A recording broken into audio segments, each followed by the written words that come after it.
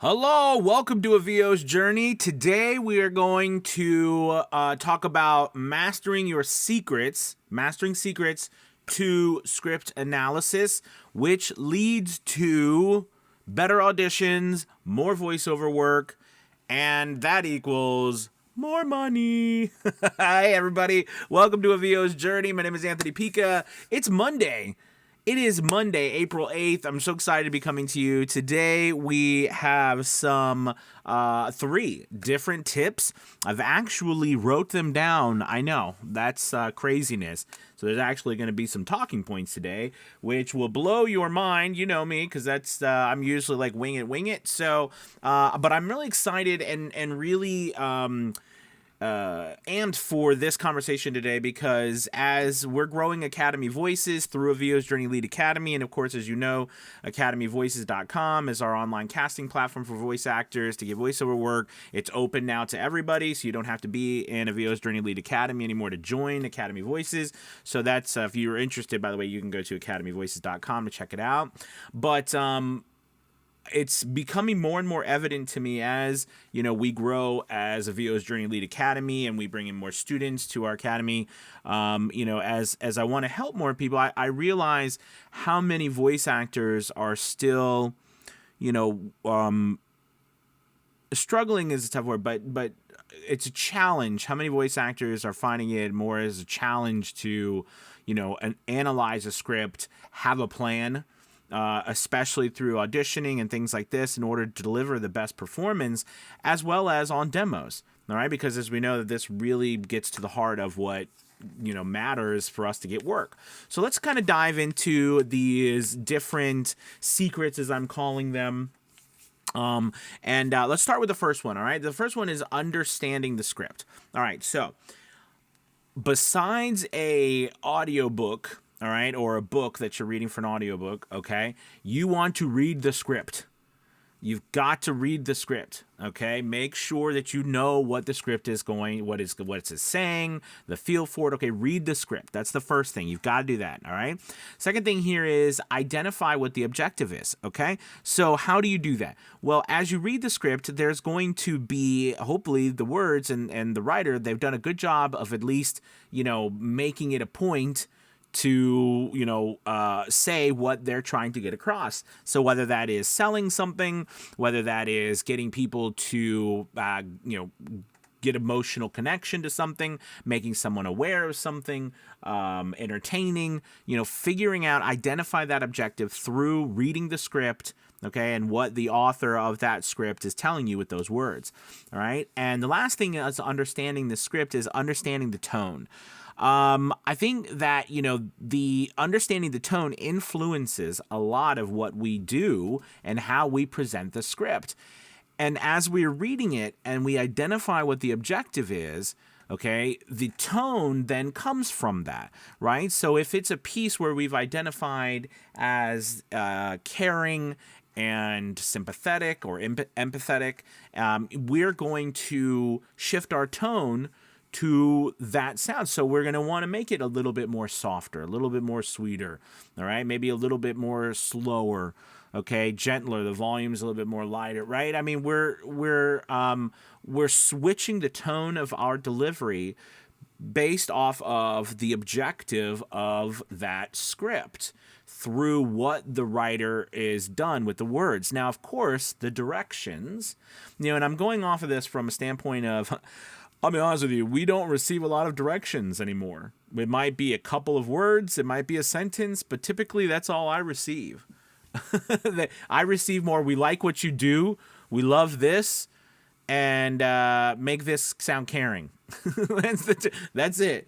So, I mean, that's okay. I mean, there's a lot that you can do, but that's a really short amount of directions. So, identifying the objective from reading the script to putting together a tone based on that objective, all right, will help you put that first part of understanding the script down. All right, let's go to the next part, which is breaking down the script.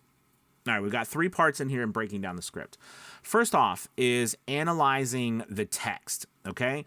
There are clues, I think, that a text can give you, all right, from, and again, this goes back to figuring out what the objective is, but, what is the character that you're possibly playing, or that the character they have you playing? Is it a first person type of read? Is it a third person type of read? Okay. Is it a dialogue with, a character who is actually going to be in the video? All right. Or is it, an age type of character? What's the age of this person talking? Is it the voice of God? Meaning, like, is it this just narrator type of announcer voice that's over top of everything, or does it have a actual meaning in the story other than you just relaying information? What's the background? Does this particular character you're playing have a personality? What is that personality? You have to create it if it's not given to you. Okay. And don't freak out about how long this takes, because, a couple of descriptive words can go a long way about age and background and personality. All right. So now, identifying the keywords, I like to, highlight specific, and we're going to get to preparing the script here in a moment, the performance, but, highlighting the keywords, okay, in your mind are very important. Like, perfect example, 15-second, 30-second spots. The whole piece, usually in a performance or in a script, follows kind of like a beginning, middle, and an end. All right? We begin by presenting a problem. Okay? That's always usually how things begin. Then from the presentation of the problem, all right, we then move to the, what needs to happen, the solution to that problem. And then the third part is usually how that product solves that problem. It meets that solution, meets that, solving of that problem, right? So you have that beginning, middle, and an end, and it typically follows every single script that you do, okay? And if you think of it that way, then you know that there's going to be one part, okay, one word, two words, a phrase that is going to need to be somewhat highlighted out of the whole piece. Okay, we want to identify what those keywords are, those words that have meaning. And again, if we do not have that direction, which we've identified most of the times we don't, from the director or the person who's hiring us, we have to come up with it ourselves. We have to be the director. So we have to insert that and say, okay, this is what I think is the important keyword here that I need to maybe emphasize. All right. And the last part in this second section of breaking down the script is understanding the pacing. Okay. The pacing really does affect delivery. So how fast we read, how slow we read. I mentioned earlier about the caring script, right? And as we were doing a caring script, or the objective was to be more caring, was to make people feel something, to take action. So we want to feel like we're caring. And I was like, we want to slow down. Okay, so that understanding the pacing based off of what the objective is, the analyzing the text, that really does affect how fast or slow you say it. And this is starting to, hopefully, while you're doing this analysis, is getting you to understand, okay, this is how I'm going to read this whole thing. This is how I'm going to read it. I'm not a slave to the words. Okay, the words are going to do what I want them to do. I know it sounds silly to say it like that, but you need to think of it always that way. Are the words controlling you, or are you controlling the words? You want to control the words, because when you control the words, okay, how you say them, how fast you say them, how, what you emphasize, what you don't emphasize, where you go with them, and pitch and speed and volume, all right? All of these things have to come out of you doing this analysis. Okay, or you're just going to read words and try to make them sound interesting to yourself. You're going to, by going up and down, hear it all. You can tell when a voice actor does this, because the words themselves, the script is controlling them. You can tell when they control the script, because then it sounds like their words, right? Not someone else. All right. Anyways, let's go on to the final section, which is preparing, all right, for the performance. And that's your script. So marking the script. Now, if you're a person who prints out a script, all right, or you used to marking it on your your notes section or a Word document or something, I always like to highlight. I got a highlight here. I always like to highlight keywords, things that I'm going to emphasize. Okay. If there's a pause break, I like to, use my pencil.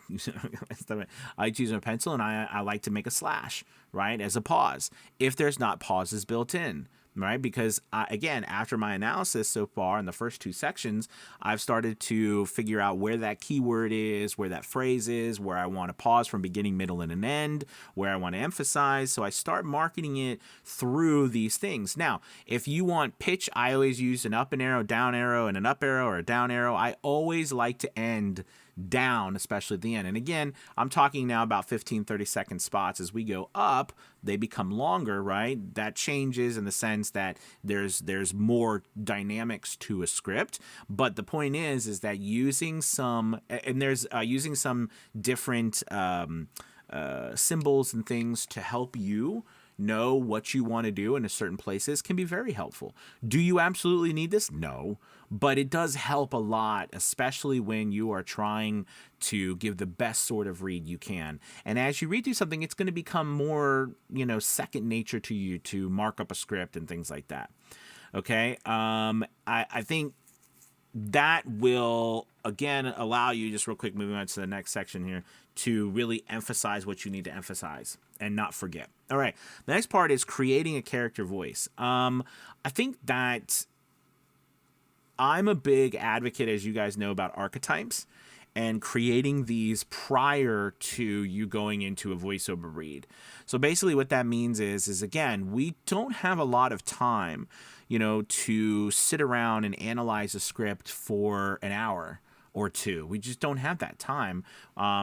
We need to be able to pump this out. So when it comes to archetypes, or when it comes to a character that we're going to use for the script, okay, it's very beneficial for us to create pre-done characters, whether that's the authoritative character, the conversational character, the caring character, the enticing character.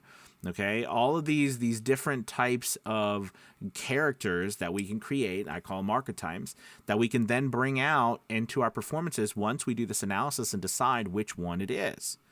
So I'm a big advocate for pre-doing these, so practicing and creating these. It's good to have at least 3 to 5 of these in your bag. The more you have, the more variety you're going to be able to offer.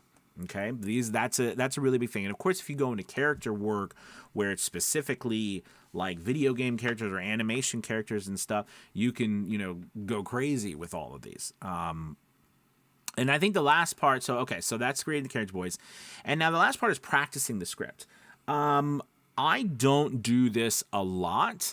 I might do it a little bit, 1 or 2 reads max, but I don't practice a lot.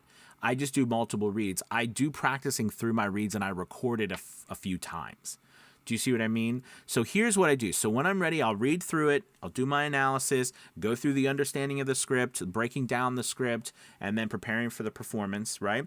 Then as I start to actually record, right, at this point, then what I'm going to do is I'm going to probably read through it a little bit more to see, just quietly or whisper something to myself as I'm doing it.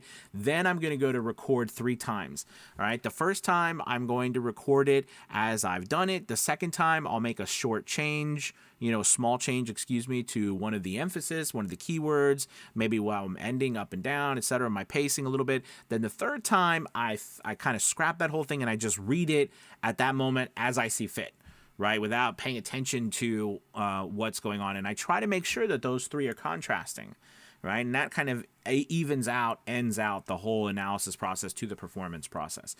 Don't spend a great deal of time on this. Make decisions and move on. When you first start, this will take you a little bit of time, but you want to make hard acting decisions and move forward. You will get better at this. There will be more feedback. If you're part of a VO's Journey Elite Academy or whatever coach you're working with, get feedback on these things. This will help you down the road, especially when you're trying to win more auditions and things like this. This will become really beneficial. But speed is also important, so don't take so much time double, triple analyzing yourself and saying, God, am I right? Am I wrong? Make the decisions, do the performance, move on. Okay, that's also part of the practice that you need to have, is making those acting decisions and moving quickly, because we don't have a lot of time. We live and die by the speed in which we can record. We do, right? The more we can do, the faster we can do, and the better performances we can do in a shorter period of time, the more work we can handle. And the more work we can handle, the more we can make. Okay, this is important.